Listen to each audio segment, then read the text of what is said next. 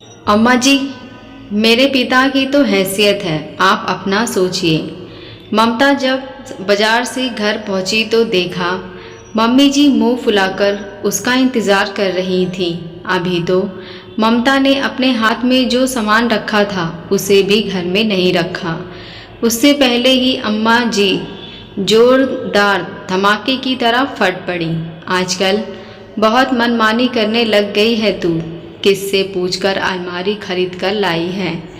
पैसे तो पेड़ पर उगते हैं ना, जब चाहे तोड़े और इस्तेमाल कर लिए। पति की कमाई को कमाई नहीं समझती, पति के लिए बिल्कुल भी दया भाव नहीं है। बेचारा कुल्लू की बैल की तरह काम करता रहता है और इसे देखो महारानी की तरह उड़ाती रहती है।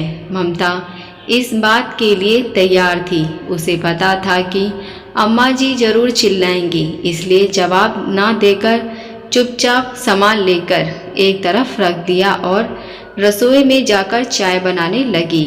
चाय बनाते बनाते उसे अपनी शादी के बाद का वो दिन याद आया जब वो विदा होकर इस घर में आई थी। उसके माता पिता ने उसे काफ़ी अच्छा दहेज देकर विदा किया था। घर गृहस्थी का सारा सामान दिया था ताकि उनकी बेटी को कोई कमी महसूस ना हो। जब रात को उसे उसकी ननद कमरे में लेकर गई तो उसने देखा कि कमरे में एक पुराना पलंग और दो पुराने से बक्से रखे हुए हैं।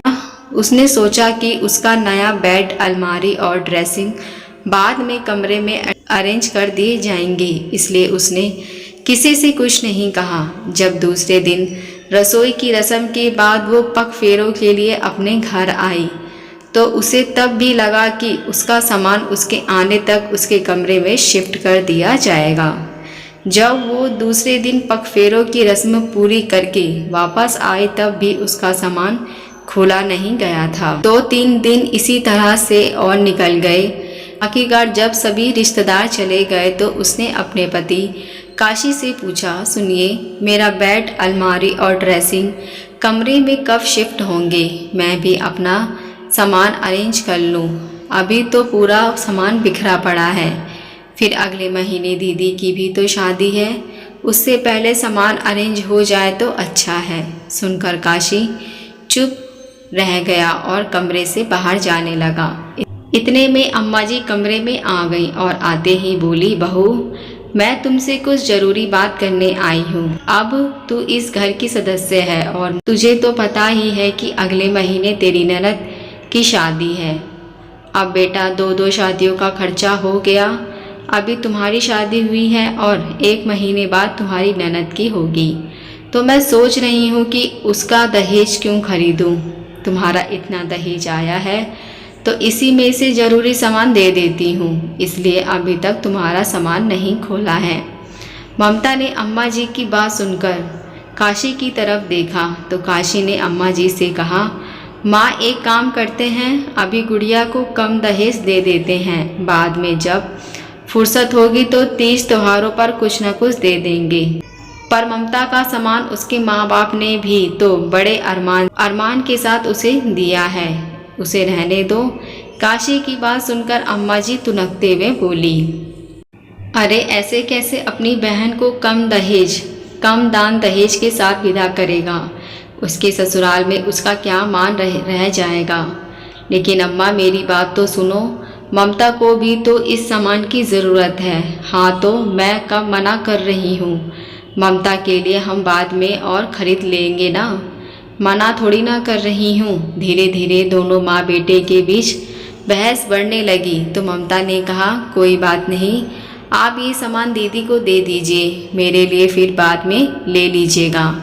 ममता के ऐसा कहते ही अम्मा जी खुश हो गईं और वो सारा सामान ऐसे के ऐसे पर रखे रहने दिया, जिसे अगले महीने ननद की शादी में दे दिया गया। और ममता के कमरे में रखवा दिए गए वो पुराने 2 बक्से, जिसमें उसका सामान ही मुश्किल से आ पाता था। आज इस बात को 2 साल हो चुके हैं, लेकिन आज तक ना अलमारी आई और ना ही दूसरा सामान। कई बार ममता कह चुकी, लेकिन अम्मा जी हर बार टांग अड़ा देती, इसलिए इस बार ममता ने काशी से पैसे लेकर बिना अम्मा जी को बताए खुद ही जाकर अलमारी बुक कर दी। जब चाय उबलने लगी तब 2 कप में छानकर बाहर ले आई। 1 कप अम्मा जी को पकड़ा दिया और दूसरा कप खुद लेकर बैठ गई। उसे इतना शांतिपूर्वक बैठकर चाय पीते देखकर अम्मा जी से शांति बर्दाश्त न हुई। आखिर वापस तमतमाती हुई बोली, अरे तुमसे ही कुछ पूछ रही हूँ, किसी और से नहीं। किससे पूछकर तूने अलमारी खरीदी? अच्छा, अलमारी पहुँचा दी क्या उन लोगों ने? जरा मैं भी तो देखूं अलमारी सही से पहुंची या नहीं। कहकर अम्मा उठी और अपने कमरे में आकर देखा तो अलमारी आ चुकी थी। वो अलमारी के पास गई और उसे खोलने लगी। इतने में अम्मा जी उसके पीछे पीछे उसके कमरे में आई। उसे अलमारी खोलकर उसका मुआयना करते देखकर फिर बोली, बड़ी बेशरम है रे तू। यहाँ सास तुझसे सवाल पे सवाल की जा रही है, बजाय उसका जवाब देने के अपने ही काम में लगी हुई है। अगर अलमारी का दीदार कर लिया हो तो पलट करके अपनी सास को जवाब भी दे। किससे पूछकर तू ये अलमारी लेकर आई? इसमें पूछना क्या अम्मा जी? मुझे अलमारी की ज़रूरत थी और मेरे कमरे का सामान बिखरा पड़ा था, इसलिए अलमारी लेकर आई। अच्छी क्वालिटी की है ना? रंग तो बढ़िया लगा ना आपको? आखिर खुद जाकर पसंद करके आई हूँ। उसकी बातें सुनकर अम्मा जी और भी ज़्यादा चिढ़ गईं। फालतू का खर्चा कर दिया। मेरा बेटा इतनी मेहनत करके कमाता है और इसे देखो बस उड़ाने में लगी रहती है। अरे पिछले 2 साल से भी तो सामान रखने में आ ही रहा था ना, फिर अचानक क्या हो गया? और ये 2 बक्से दे रखे हैं ना तुझे सामान रखने के लिए, फिर क्या परेशानी है? उसकी बात सुनकर ममता ने कहा, इन बक्सों में मेरा सामान नहीं आता अम्मा जी, मुझे अलमारी की ज़रूरत थी इसलिए लेकर आई हूँ। अम्मा जी अभी भी हार मानने को तैयार नहीं थी, बस अपनी ही रो में बोलने लगी, सामान क्या मुफ्त में आता है? क्या पैसे नहीं लगते इसके? जो मुँह उठाकर चल दी अलमारी खरीदने के लिए और ले भी आई। बड़े राजा महाराजाओं के घर में पली बड़ी है। यही सब सिखाया तेरे माँ बाप ने कि अपने ससुराल वालों की मर्जी के खिलाफ जाकर के काम करो। अब तो ममता के भी सिर के ऊपर जा रहा था। उसने पलटकर कहा, बस कीजिए अम्मा जी, आपके बेटे की कमाई में से अलमारी क्या खरीद ली तो आप मुझे सुनाए जा रही हो? क्या मेरे पति की कमाई पर थोड़ा भी हक नहीं है? अलमारी की मुझे कितनी ज़रूरत है, सिर्फ मेरा अकेले का सामान नहीं, आपके बेटे का ही सामान होता है, उसे कहाँ रखूं? और क्या कह रही हैं आप? सामान पैसों से आता है तो मेरे दहेज का सामान भी पैसों से ही आया था, जिसे उठाकर आपने अपनी बेटी की शादी में दे दिया और मुझे पकड़ा दिए ये 2 पुराने से छोटे छोटे बक्से। खुद का पैसा बचाने के चक्कर में मेरी ज़रूरतों को आपने एक तरफ रख दिया, जबकि मेरे कमरे में एक भी अलमारी नहीं है। फिर भी मैं चुप रही, लेकिन आज तो आप मेरे माँ बाप तक पहुँच गई। हाँ, किसी राजा महाराजा से कम नहीं है मेरे पिता। पैसा लगा करके उन्होंने अपनी बेटी को सामान दिया था, आपकी तरह नहीं कि अपनी बहू का सामान अपनी बेटी को पकड़ा दिया। कहकर ममता अपने काम में लग गई और अम्मा जी अपना मुंह लेकर बाहर आ गई। पता था कि अब बहू का मुंह खुल चुका है। अगर अम्मा जी एक बोलेंगी तो वो 10 सुनाएगी और वो 10 की 10 कड़वी बातें होंगी, क्योंकि वो सच बोल रही थी और सही।